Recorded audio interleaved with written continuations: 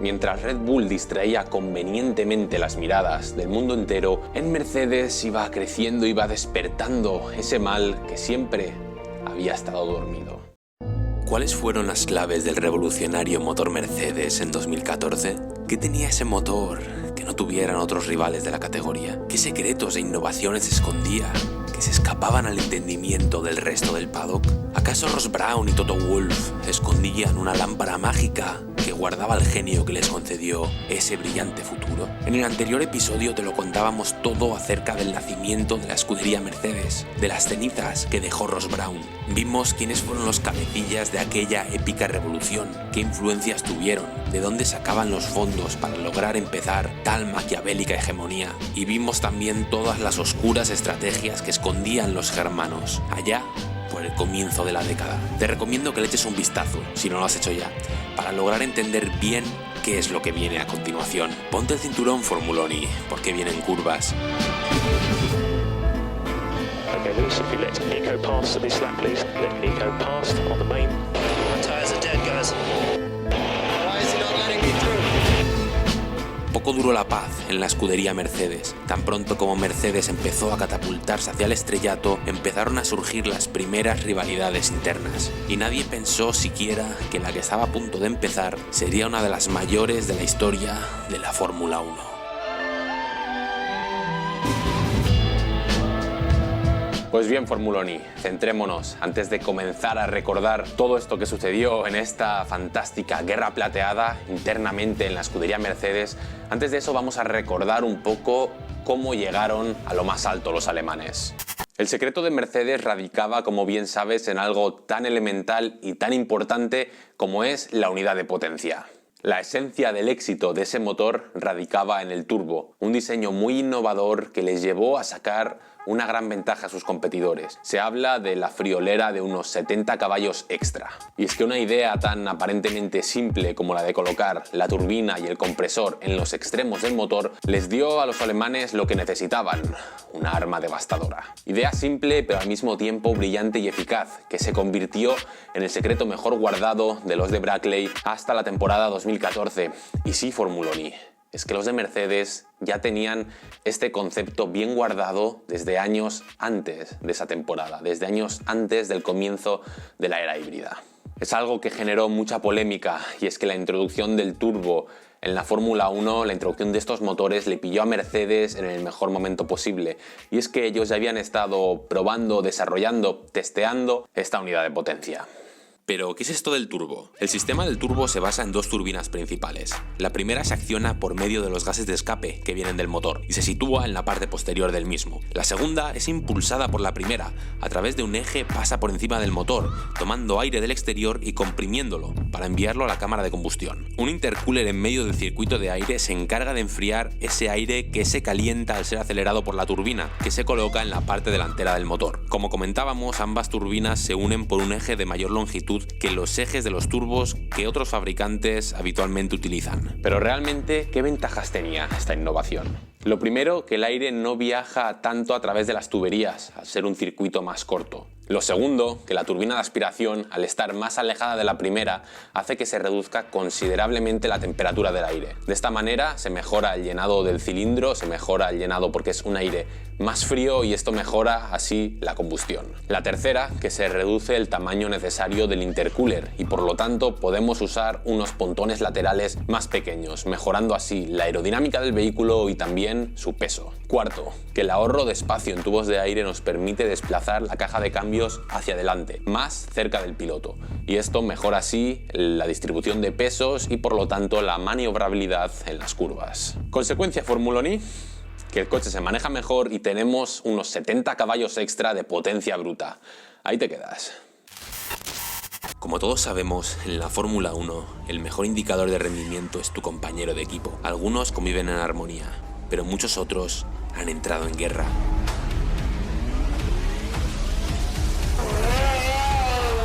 We are sort of launching this new era of silver arrows. There's a huge difference between last year's car and this year's car. We have full-on hybrid power now. It gives me 160 horsepower more. The drivability is much better. We have a lot more torque coming out of corners. The hybrid first package, it's so strong. We have the best car. new period of domination. And it was the first time for me driving in the wet, so you know, and I'm sure it was for a lot of people. So a serious task and challenge today, but to be up here, for both me and Nico to be up here is a real great showing for the team, and it's obviously great to see Ricciardo up here for his. Como vimos en el anterior episodio, en septiembre de 2012 se anunció, después de muchas especulaciones, que Lewis Hamilton, el campeón del mundo con McLaren en 2008, dejaría el equipo británico para unirse a Mercedes en la temporada siguiente. Un movimiento sorprendente, ya que en ese momento el equipo alemán solo tenía una victoria en las 3 temporadas que llevaban en la máxima categoría, por lo que muchos periodistas afirmaron que el moverse a la escuadra de Brackley era una arriesgada apuesta por parte de Hamilton. En el equipo Mercedes se encontraría un amigo de su infancia y con quien compitió en el karting, Nico Rosberg, hijo del campeón de 1982, Keke Rosberg. Nico había llegado al equipo alemán en 2010, después de 4 temporadas en Williams, para ser el compañero del heptacampeón de Fórmula 1, Michael Schumacher, a quien Nico Rosberg venció en sus 3 temporadas como compañero de equipo. Algo increíble. Como sabemos, Mercedes terminó subcampeón en aquel año 2013, por detrás de la imbatible Red Bull. La escuadra germana ganó 3 carreras aquella temporada, 2 victorias conseguidas por Nico Rosberg y una por Lewis Hamilton. Sin embargo, fue Lewis Hamilton quien se impuso en el Mundial de Pilotos frente a su compañero de equipo, consiguiendo ser cuarto, mientras Nico Rosberg se contentaba con la 6ª posición del Mundial de Pilotos. Aquel año pudimos ver las primeras tensiones entre el alemán y el británico. Do you think that both Lewis and Nico had got over that whole team orders situation? No, I think actually the opposite. I think that grew in them. And it grew more in Nico, because Nico felt that Lewis didn't respect what was being said, what was being agreed, and he felt that Lewis was having been too hard in turn 2 in Hungary.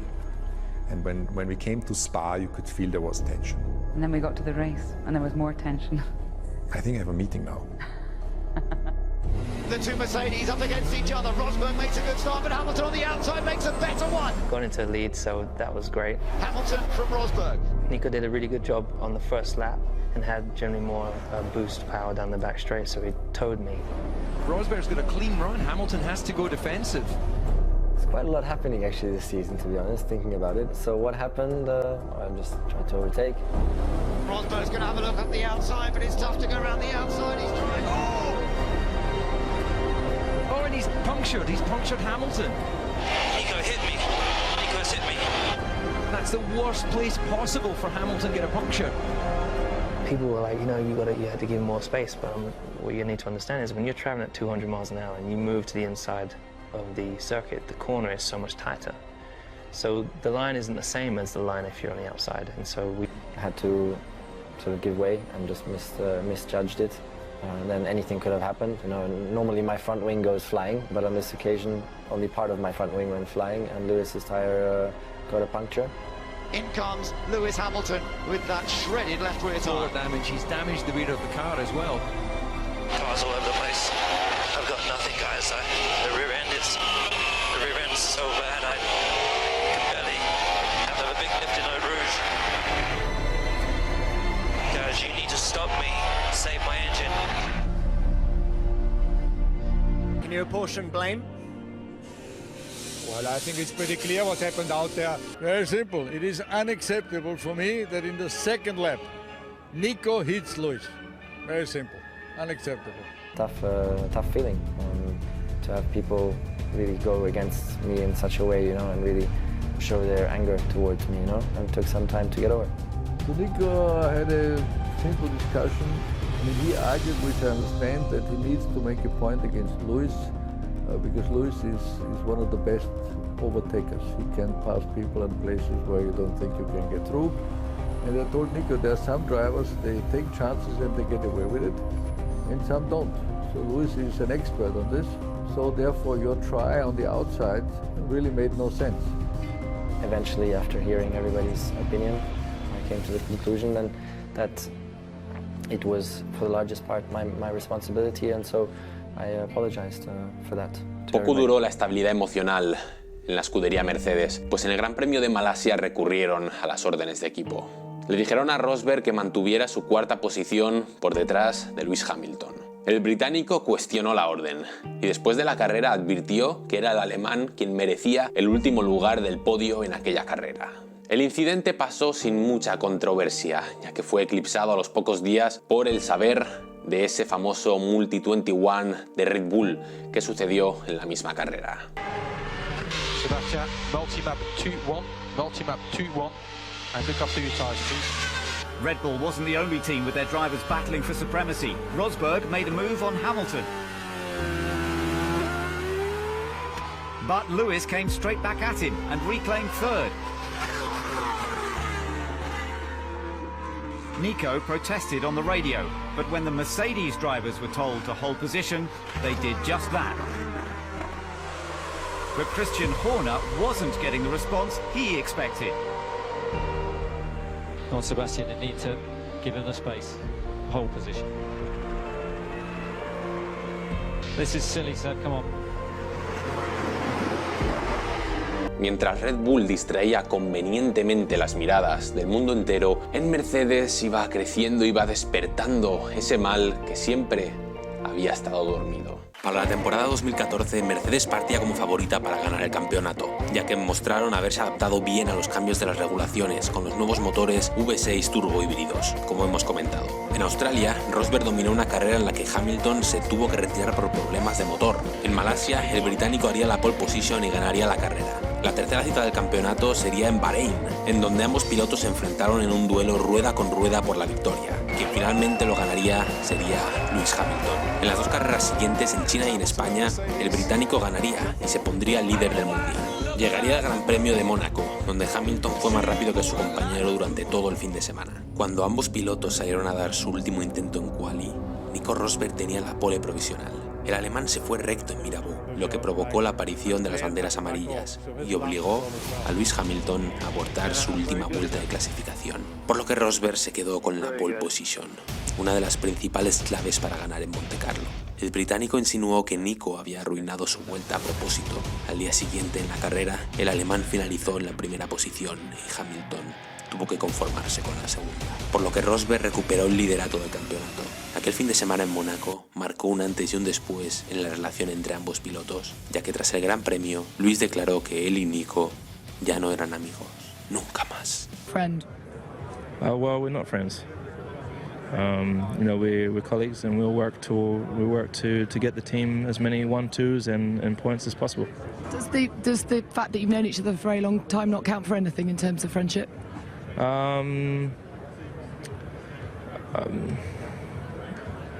Maybe. En Canadá, Hamilton abandonó y Rosberg no pudo contener a Daniel Ricciardo, por lo que finalmente quedó segundo. Pero a pesar de no haber ganado la carrera, este resultado hizo que su ventaja en el Mundial aumentara a 22 puntos y tras conseguir otra victoria en el Gran Premio de Austria, esta se ampliaría a 29. Pero en Gran Bretaña tendría un problema en su caja de cambios, por lo que se retiraría de la carrera en la vuelta 28, mientras que Hamilton conseguiría su quinta victoria de la temporada en su carrera local y acortaría la ventaja de Rosberg a 4 puntos. Sin embargo, en la clasificación del Gran Premio de Alemania tendría un accidente, por lo que se vería obligado a salir desde el fondo del pelotón y remontar para finalmente quedar tercero, mientras que su compañero de equipo ganó la carrera tras haber salido de la pole, lo que lo ponía a 14 puntos enfrente de él. En Hungría, las órdenes de equipo volvieron a aparecer en Mercedes, y es que se pusieron en contacto con Lewis Hamilton para pedirle que dejara pasar a su compañero de equipo, Nico Rosberg. Esto es lo que respondió el británico.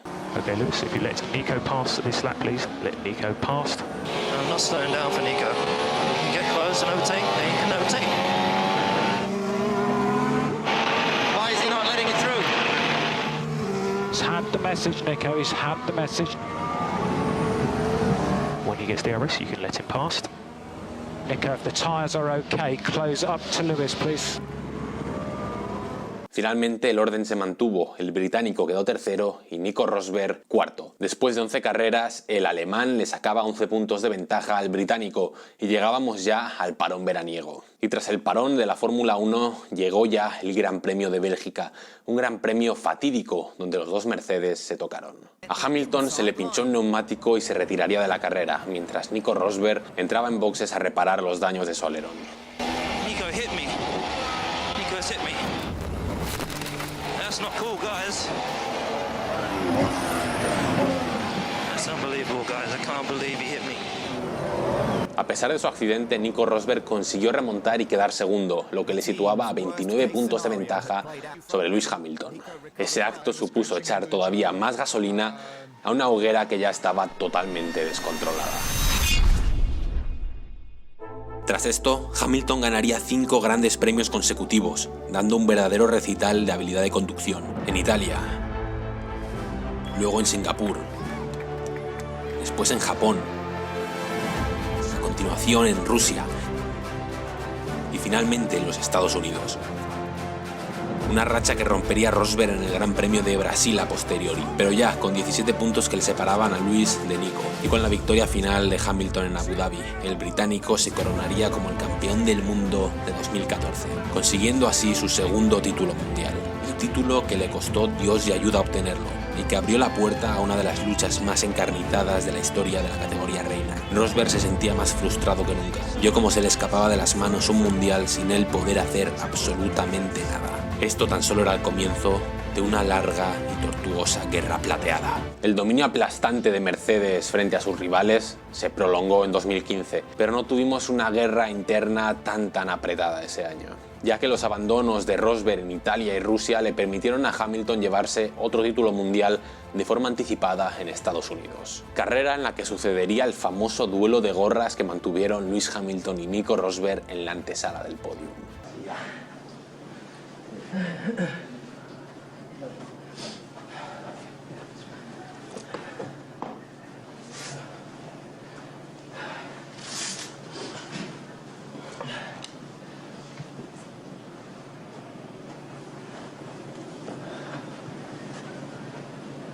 2015 fue para Mercedes un año continuista, salvo por unos pequeños cambios que realizaron en el monoplaza en temas de aerodinámica respecto al año anterior. Y es que en el alerón trasero pasaron de llevar 2 pilares de soporte a un único pilar, buscando la máxima velocidad punta. También se adaptó la geometría de la tapa del motor para poder extraer más aire. El servomotor que accionaba el DRS en el alerón además fue optimizado y en el flap se pasa de 3 túneles a 2 túneles. Por si fuera poco, se introdujeron wings debajo de los espejos retrovisores laterales para ayudar a dirigir el aire hacia la parte de atrás del motor. Destacar también la curiosa panza que se sacaron de debajo del morro delantero para atacar el flujo del aire por debajo del chasis. No nos pararemos a analizar mucho este año, pues la supremacía continuista de Hamilton fue incuestionable ante un Rosberg que estaba derrotado. Y aún queda lo mejor Formuloni. Justo después llegó el año 2016, el clímax de esta guerra plateada. Un año que marcó un antes y un después en la escudería de los de la estrella. Llegados a este punto, la presión entre el alemán y el británico era elevadísima. Era una olla a presión que estaba a punto de estallar. El año 2016 que nos dejaron estos dos grandes pilotos fue inolvidable. Pero por hoy lo tenemos que dejar Formuloni. En el próximo episodio de esta miniserie que estamos haciendo de Mercedes, te explicaremos cómo se desarrolló esa batalla, ese clímax de la batalla plateada entre estos dos grandes pilotos. Ese año 2016 tan tenso. Analizaremos todo ese tren de emociones que se vivió carrera a carrera hasta llegar a esa batalla final, a ese frenético final en Abu Dhabi. Así pues, lo dejamos aquí. Acuérdate de suscribirte para estar al tanto del próximo episodio y de toda la actualidad que vayamos subiendo sobre la Fórmula 1. Y también, si te ha gustado, déjanos un like. ¿A ti qué te pareció esta guerra plateada? ¿Tú quién crees que merecía más la victoria final en 2014 y 2015? Nos vemos pronto. Chao. Formuloni, Boxislat, Formuloni, Boxislat.